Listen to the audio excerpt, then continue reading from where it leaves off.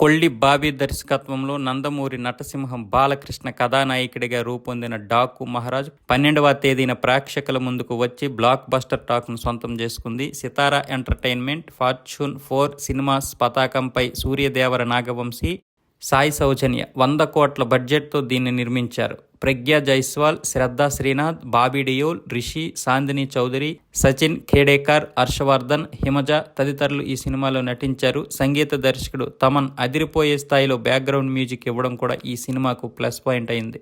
Balayya cinema అంటేనే తమన్కు పూనకాలు వచ్చేస్తాయని మరోసారి నిరూపితమైంది.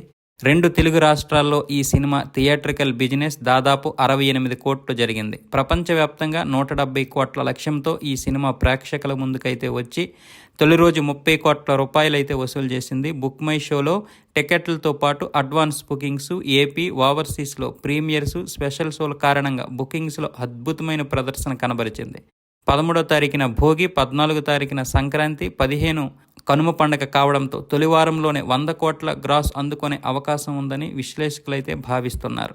గుంటూరులో ఈ సినిమా 7 కోట్ల 20 లక్షలకు, నెల్లూరులో 2 కోట్ల 70 లక్షలకు, కృష్ణాలో 5 కోట్ల 40 లక్షలకు, పశ్చిమ గోదావరి జిల్లాలో 5 కోట్లు, తూర్పు గోదావరిలో 6 కోట్లు, ఉత్తరాంధ్రలో 8 కోట్లు, నైజాంలో 17 కోట్ల 50 లక్షలు, రాయలసీమలో 15 కోట్ల 50 లక్షలకు అమ్ముడుపోయింది. అఖండ, వీరసింహారెడ్డి, భగవంత్ కేసరి తర్వాత డాకు మహారాజు కూడా హిట్ కావడంతో డబుల్ హ్యాట్రిక్ బాలయ్య పునాది వేసుకున్నారని, సీనియర్ హీరోల్లో అద్భుతమైన ఫామ్తో దూసుకుపోతున్నారని అభిమానులైతే సంబరాలు చేసుకుంటున్నారు.